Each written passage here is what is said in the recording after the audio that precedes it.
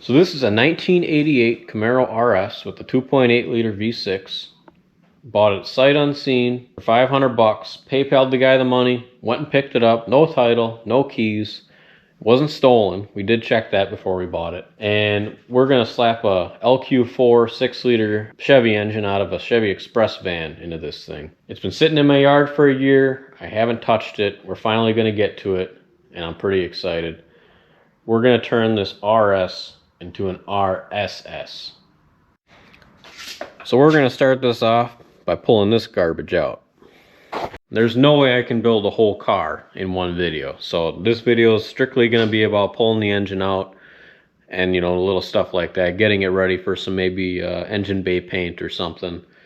Nothing more than that, but thanks for coming along. Let's go. So it's not rocket science. All we're gonna do is we're gonna take anything attached to the engine and remove it. That's pretty much it. We're going to take the AC compressor off. I'm pretty sure the power steering pump is already disconnected.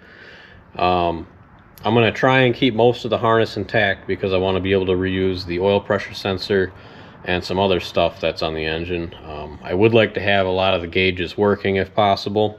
So now we're just going to start by racking this thing up.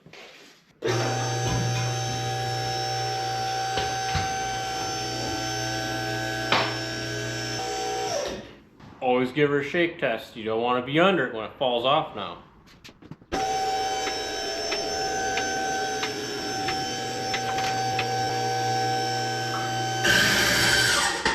We're a little low on fluid, it sounds like.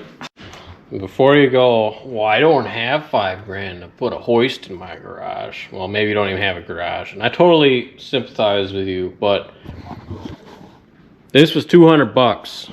The guy I got it from was going to scrap it because he said cars were getting stuck, it wouldn't pump up anymore. And it's old. I mean, it's probably from the 60s or 70s. It's a really old rotary. There's no arm locks. It's still got the flip up feet. It must have just been right after they stopped using the screw style. It is hydraulic, but it does have rollers on the carrier, not the plastic bushings like the new ones. It was way overbuilt for a 9,000 pound lift. It's probably twice as thick metal as the newer ones. And all that was wrong with it was the lowering valve had a little screen on the valve, and it had got sucked into the valve and it was actually holding it open. So all I did was threw the screen out in the garbage. This thing goes down really fast now because of that. And I had my cousin hook up the motor on it, put an outlet on there for me. And I drilled my own anchors into the floor. I already had a 4-inch slab in here. I know some of you probably think 4 inches is not enough, but look at the footprint on this old lift.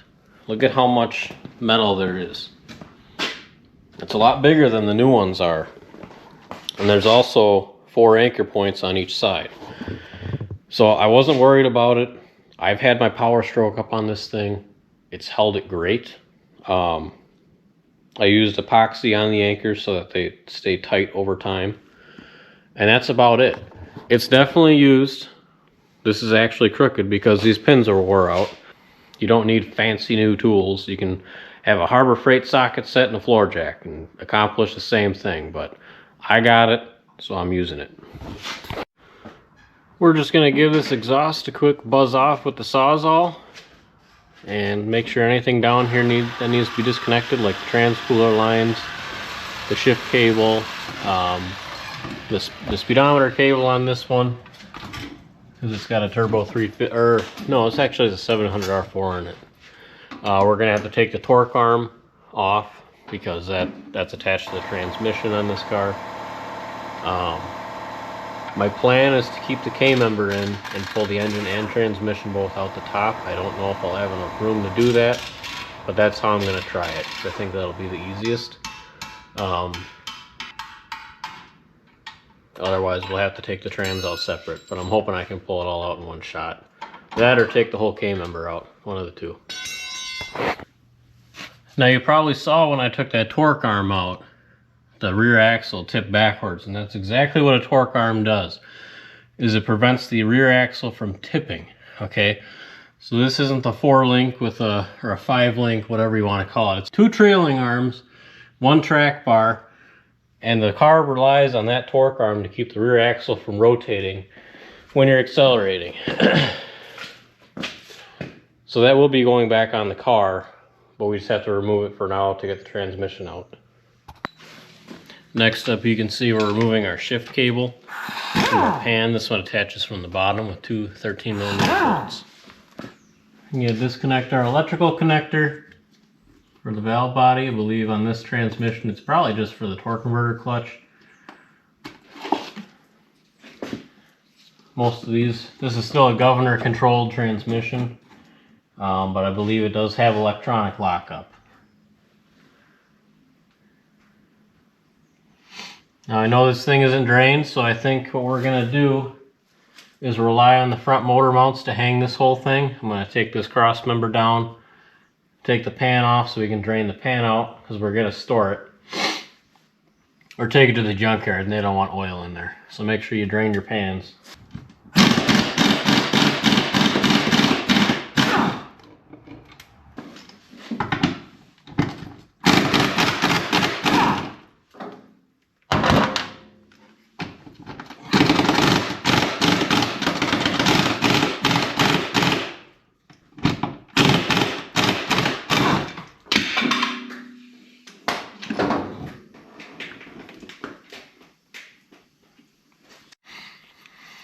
And as you can see here, I'm just draining the engine oil out, getting that pan nice and dry. So this is just a cart that I got for a couple $100. It's a homemade transmission bench, basically. It's got a hole drilled in the middle. It's designed so that you can throw the trans on there, take it apart, and then your fluid drains into a bucket. I'm basically going to use it like a big catch can.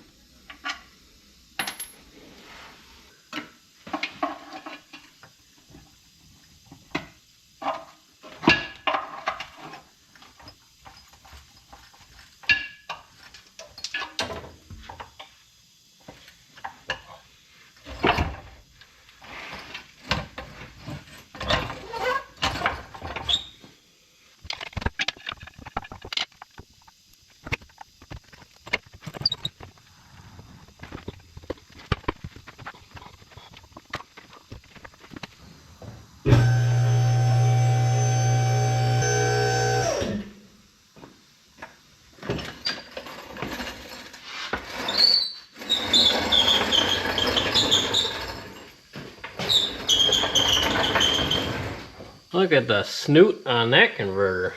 She's a long one.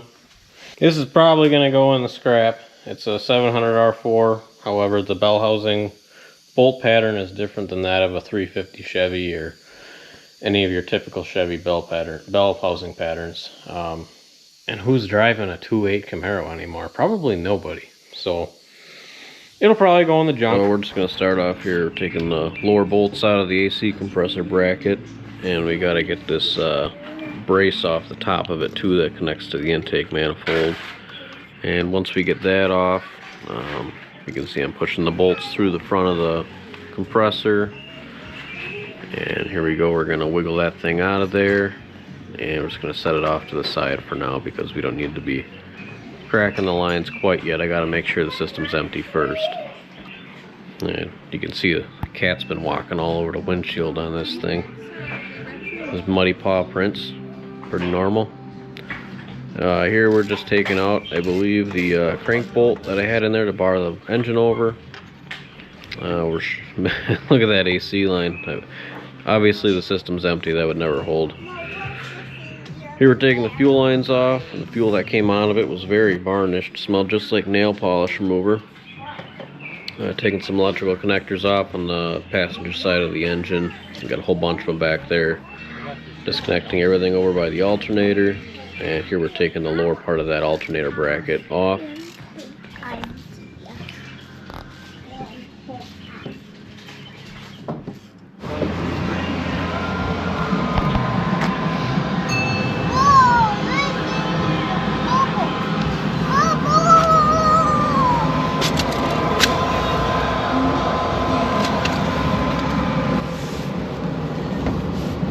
Making dinner.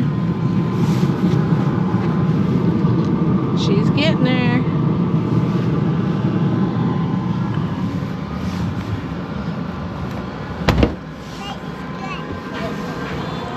We've got to make a meal together, right? Right. Here we're still working on getting that alternator bracket off. There's quite a few bolts that hold it on. Some on the back, some on the side. And there we go, we got her out of there. See, it still spins good. Must be a good part.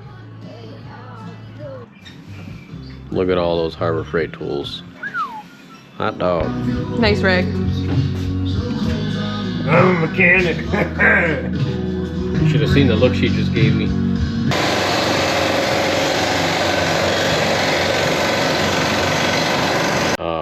And then I did pull out the 2 nuts for the motor mount bolts that go in right there. So what we're gonna do now is we're gonna chain the engine and try to get it lifted up and forward, because I do believe the harness runs behind the engine, the main engine harness. And then hopefully once we get it away from the firewall a little bit, we can get a better access to it and disconnect it and get the motor out of here.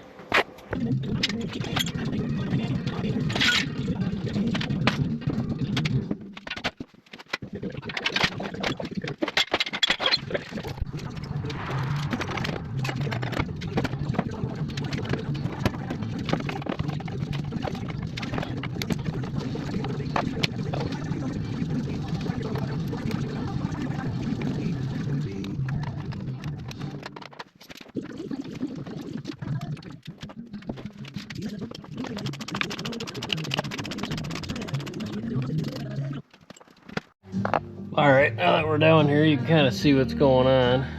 There's that harness that ran over the transmission. Just gotta disconnect this main vacuum line to the booster, and then there's a couple electrical connectors on the back side that we gotta disconnect. But other than that, she's pretty much free. I don't have enough room to slide the engine hoist out, so what we're gonna have to do is we're gonna have to push the car back, and hopefully we'll be able to clear the radiator and stuff without pulling it out. That'd be nice. I might have to pull the hood off, I'm not sure yet. I could probably choke up on that chain a little bit, that would help, but we'll see.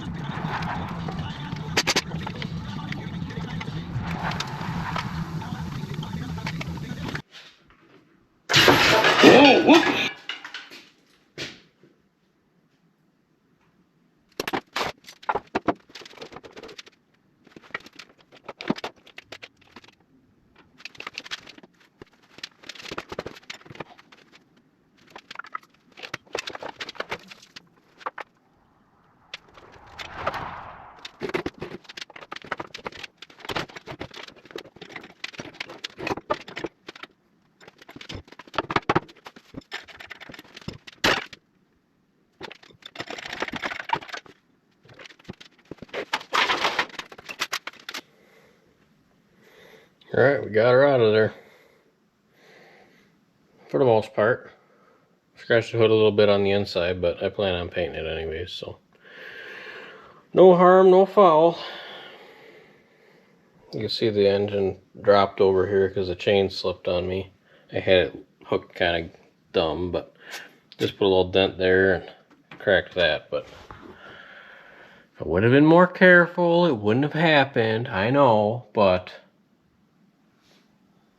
it's fine. It's fine. Have you seen the rest of the car? Kind of matches it. So, anyways, in the next video we'll probably tidy up some of the wiring, maybe fix some of the rust underneath, and maybe throw some paint on it. I might pull the tank out in the next video too, so I got to put a new fuel pump in it.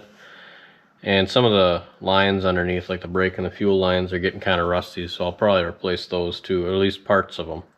They're good up here, it's just underneath where the salt and stuff got them. They must have drove it in the winter time. Because these were just everyday cars back then, you know, people drove them to work in the snow, and now it's like, oh, I can't believe you're doing that with your Camaro. They're like, nope, it was pretty much a Honda Civic, you know, just drive it to work. So, yeah, thanks for coming along. I appreciate you guys taking time and watching my video, and if you like what you see or you want to follow along, like, comment, subscribe. I sure would appreciate it. Doesn't cost you anything. You'll get alerted of a new video when it pops up. So, thanks for watching. See you next time.